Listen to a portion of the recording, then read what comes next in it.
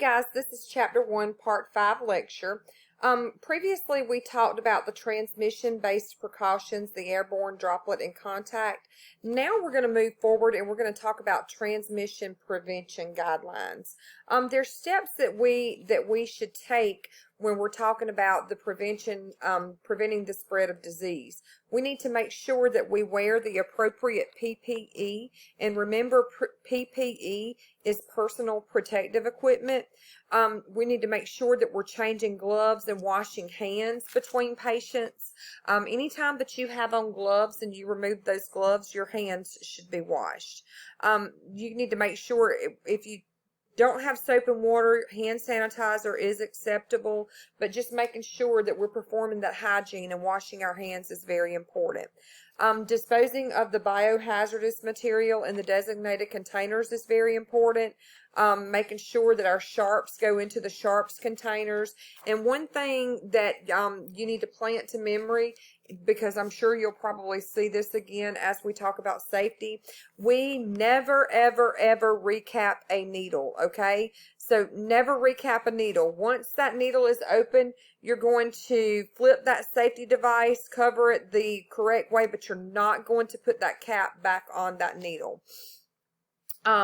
When we're talking the safety devices, when we're talking about accessing the safety devices should be accessed with one hand only. So you never use two hands. And I think this will make more sense to you when we get into the lab and you see how the safety devices actually work. But what I mean by that is once you stick the patient, most of these safety devices either have a button or a flip cap, and there's a technique. You don't switch hands, you don't take the needle and put it in the other hand, and you don't try to work this needle in this blood collection device with two hands, because you increase your risk of getting stuck. So you're going to access those and make sure that they're closed and done appropriately with using one hand. Making sure that all of your personal immunizations are up to record, that you've had your hepatitis A, B, and C, making sure that you've had your flu vaccine to prevent yourself from becoming ill. All of those are very important components. When we talk about centrifuge, many of you may not know what centrifuge means, but centrifuge is whenever we actually collect the blood and we put it in those tubes. They take it back to the lab and they drop it down in this machine, and it spins this blood out to separate the whole blood components from the plasma. So when you put it into the centrifuge machine to spin it, you never put uncapped tubes into that centrifuge machine, because blood's going to go everywhere if you do. In the work area where centrifugation is occurring and where we're working with blood, you don't want to eat or drink, no smoking in there. Just using good common sense in the work area. Our bloodborne pathogens include HIV, hepatitis V, which is HBV, or hepatitis C, which is HCV. Both of these are found in dried blood, and they may be found up to 7 days later. So make sure that you know that. The hepatitis B and hepatitis C can be very dangerous, because if it's in that blood and it falls onto a surface and that surface isn't cleaned appropriately, then a person can come behind and catch the hepatitis because they touched that dry blood. And that can actually live in that blood up to 7 days. So here's just here's a flyer that you can look at regarding standard precautions. You guys can print that out and go over it if you would like.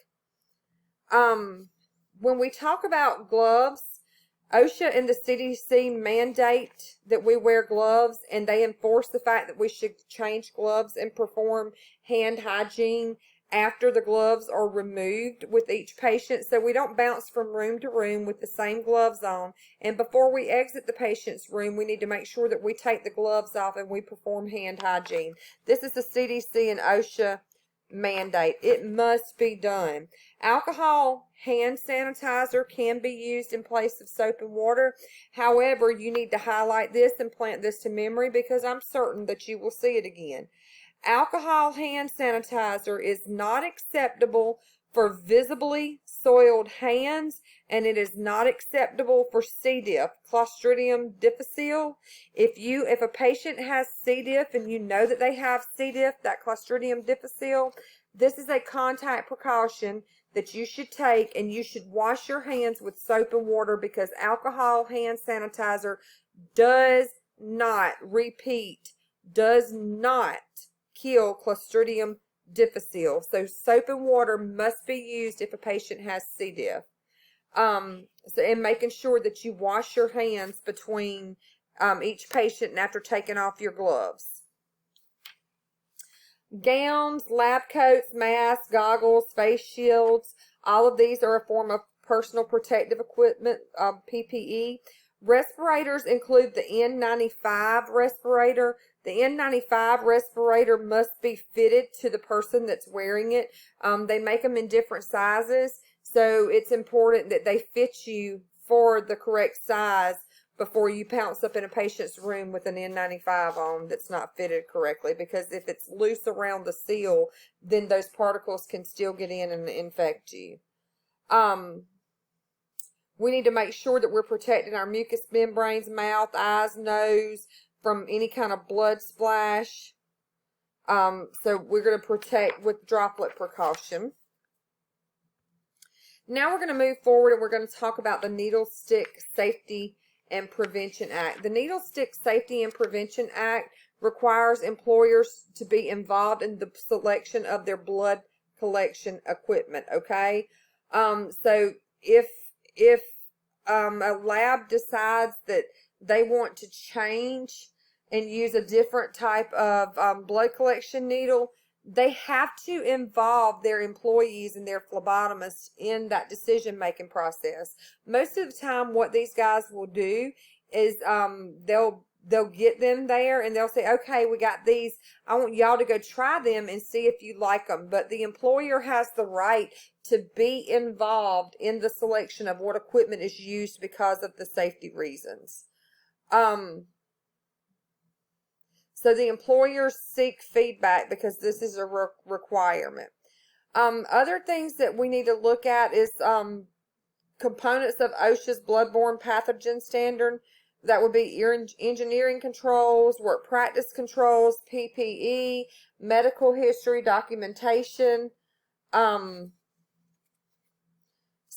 the Needle Stick Safety and Prevention Act, it's big, okay? It's a very big deal, and making sure those employers are involved in the selection of equipment is super important.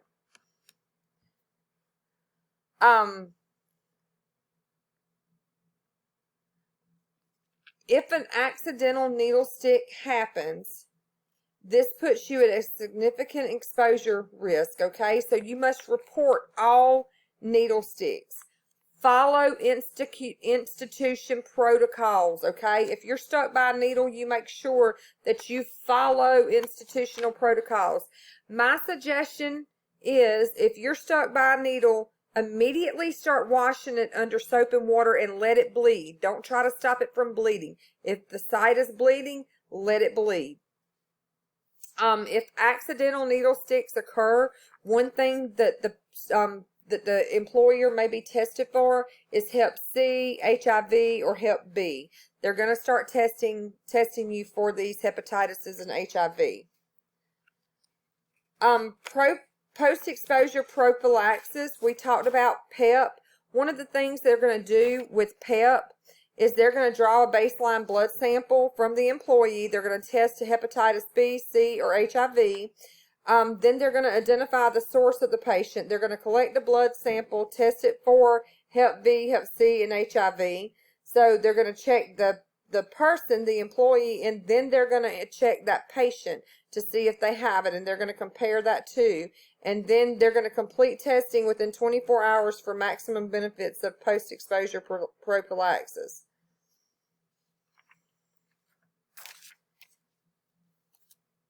Now let's talk about needle disposal. We need to make sure that all needles are disposed in puncture-resistant containers. We're going to be using safety devices. And when we get into talking about the needle holder versus the winged blood collection set, there's parts and pieces that have to be assembled before you collect blood. Once you collect the patient's blood, this entire assembly goes into the puncture-resistant container. You don't stick the patient and then start disconnecting all of this equipment. The holder and everything that you use is dropped into that puncture-resistant container to be disposed of adequately. If you start disconnecting stuff, you're running the risk of injuring yourself.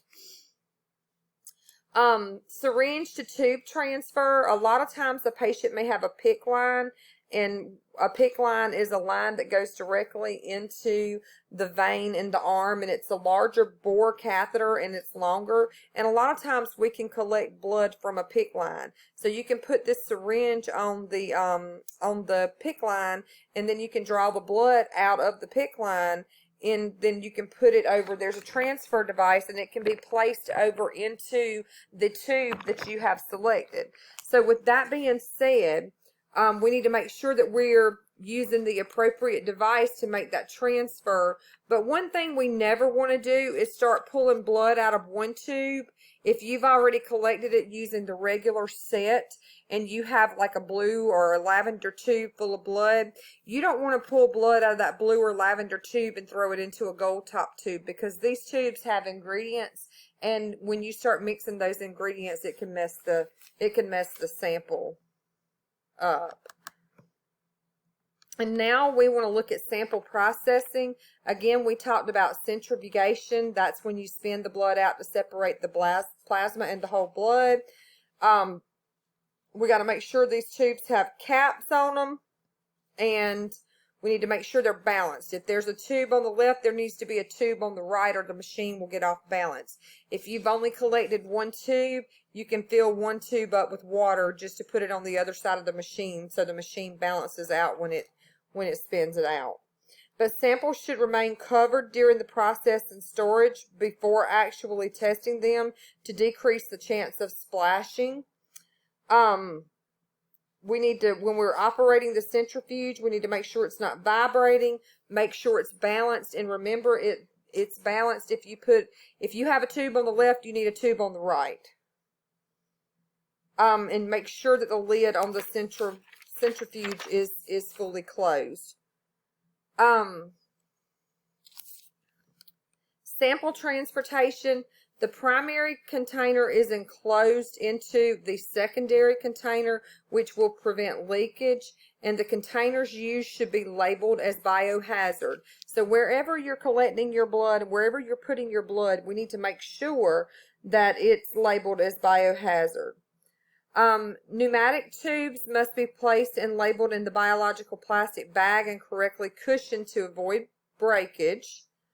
And one thing that you guys need to be familiar with is interstate shipping of infectious material is regulated by the U.S. Department of Transportation. So if we are disposing of this equipment in these biohazard containers, and a company is coming out to pick those containers up to take them for disposal, if they're working between states, the U.S.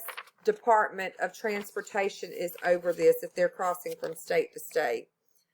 And then last but not least, we're going to flip down to the last slide, laboratory quality and management.